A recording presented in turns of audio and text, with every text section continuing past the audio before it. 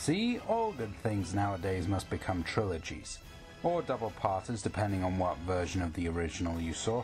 Anyway, since I did the original Defending the Lone Ranger piece, I've gone back and rewatched the film a couple more times, proudly sporting the Blu-ray in my ever-expanding film collection.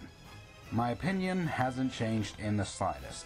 Lone Ranger is still a blockbuster unlike any other in recent memory, pouring a heftier budget into a strange blend of Sergio Leone's scope and Terry Gilliam's wackiness.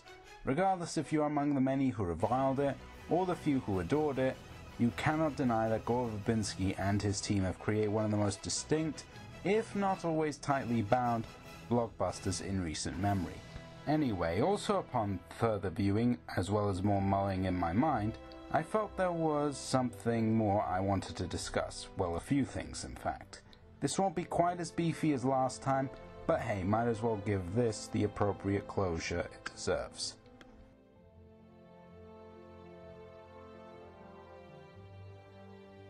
In fact, that note brings me to sort of a return to a major point from last time, the reasoning for this style. By taking this quasi-satirical approach, I believe the production team was trying to avoid the mistakes studios made back in the 90s when they tried readapting old characters like Dick Tracy, the Shadow, and the Phantom into films. Save for the Shadow's self-aware approach from Coep's much underrated screenplay, these films just presented these characters pretty much as is from their source material. Fine for fans, but oftentimes not making them overly accessible for the public who are more used to more flawed human heroes, not just straight-laced, old-fashioned matinee idols. However, rather than just do that, our trio of writers also threw in this element of taking a jab at the absurdity of not just Western myths, but also the nature of these hero origins in general, something that of course has come to much prominence in recent years thanks to the rise of comic book movies. The absurd coincidences, the implausible physics, the over-elaborate conspiracies, and even the two-faced arch-villains. They took these fantastical tropes and stuck them in the midst of a grimier, dirtier, more realistic West, and showed just how incompatible and uneasy a mixture the two would be, with many supporting characters often puzzled by our main duo. Even at the end, after our heroes pretty much save the day and get the cheering crowd and whatnot, the railroad officials straight up say, "Enough games, kid, time to do this in a more grown-up manner." It's pretty much the direct antithesis of how many superhero movies end, with everyone just straight up accepting the hero without any sort of condition, regardless of social standing or interest in their business. In fact, it's also fitting timing given 2013 saw one of the biggest comic book movie successes, Iron Man 3, as well as one of its most divisive, Man of Steel, which forced many to reevaluate a lot of preconceived notions about who and what Superman was. Talk about coincidences, eh?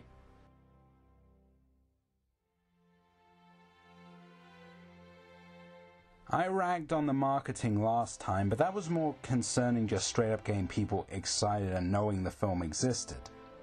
This time, however, I had to address how Disney ended up mismarketing their own film, and as a result left many confused and even enraged by what they saw, not realizing a lot of their issues were, as I stated, what the film was actually about. Not one single trailer had the wraparound segments with Old Tonto, nor made a big deal out of this contrast of Wests, nor of how characters within the film itself are just as baffled by our lead duo as many audiences ultimately would be. Instead, it started out as basically Dark Knight meets Unforgiven during the early trailers, and then later we got Pirates of the Old West with lots of silly gags, dep antics, and ginormous action with no regards for the context of any of this. On top of some shoddy posters, we have trailers that paint an inconsistent picture of what the film is trying to do. It's sort of a little reminiscent of how Drive was originally sold as a Fast and the Furious romp when it was pretty much the polar opposite. Honestly, is it any wonder people complained that the San Francisco segments were pointless, or the tone shifts too sharp, or the narrative and jokes too random and absurd, when those were the very point of the film and what it was making fun of? Imagine if this had happened with Princess Bride, another deconstruction of a popular storytelling type, the fairy tale. Imagine if the studio, during trailers, promos, TV spots, or even basic press materials like plot synopses, made no acknowledgement of the wraparound stuff with the boy and his grandpa, or the satirical nature of the writing, and all you were presented with was just another basic run-of-the-mill family-friendly fairy tale with some action bits. Could you imagine how thrown off the audience would be when they first watched the film and all this stuff would have been there that they hadn't seen coming at all or even remotely alluded to? Even with a shorter runtime and lighter tone than Lone Ranger, people could have easily confused satire and commentary on the genre with padding and pointless modernization because they were not informed ahead of time. There's a difference between trying to surprise your audience and then straight up withholding information.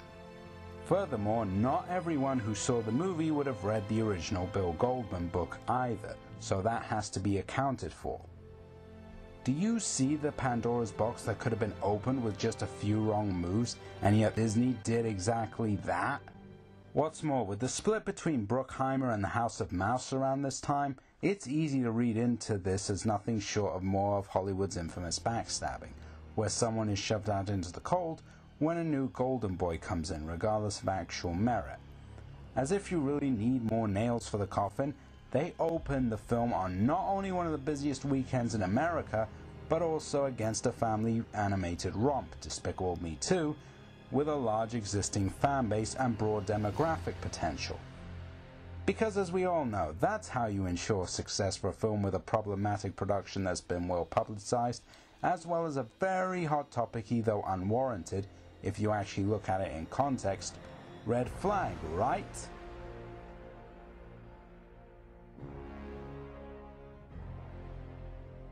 Here is as good as anywhere to briefly take off my critical hat and talk more personally about the movie and what it means to me. For anyone who has followed my channel for a while, you'll know two things. One, I loves me some adventure stories, and two, Batman Returns and Temple of Doom are my personal favorite in their respective series. Not the best, mind you, but the ones that click with me the most. Both share and indulge in the macabre, the absurd, and the ludicrous. Based on these two, was there any way that Lone Ranger wouldn't appeal to me? It even shares a few tropes with both of those movies. Deformed villains with a sinister mastermind who's also a figure of authority in the background. Both feature a madcap villain and surreal tone with plenty of dark gags. There are even set pieces involving trains or some type of transport on rails. And of course, hearts get taken out of living bodies. Don't all great movies have that? Watching Lone Ranger very much called back those memories. The larger-than-life visuals, the oddball cast, the strange and often nonsensical gags. I've said it all before, but that's honestly what it meant to me. Above all else, it very much gave me the same lesson that Returns did, and for that matter, why I love filmmaking. The chance to create your own world, the chance to see bygone times and people, the chance to just have a giant sandbox to play in and create sequences and scenes of great and at times bombastic imagination. Yes, films like Iron Man 3 and Man of Steel were better and more focused, and films like Her more socially relevant and cerebral. But this was the one that reminded me why I love doing what I do. The chance to just imagine and experiment regardless of what others say. That is something truly special, people, and truth be told, I hadn't felt that from a movie in a very long time.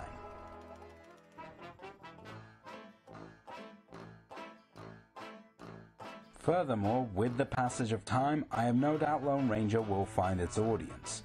It's not without faults, as I've said at least 36 times across this series, nor does every little thing work perfectly. But even as early as its debut on home media, the film has already been forgiven of many of its sins by a number of publications, and even praised for its virtues. Baron Munchausen, Dark City, and Scott Pilgrim prove things can change quite a bit in the aftermarket as well, and it seems like Lone Ranger will soon be joining those ranks. It won't show up on any film school syllabus anytime soon, but its fans are growing, and I count myself proudly as one of them. Once again, I force nobody to agree with me, only that you show unto me the same respect I to you. If you've had a chance to see the film again, be it on DVD, Netflix, or even with friends, share your thoughts down below. Was your mind changed?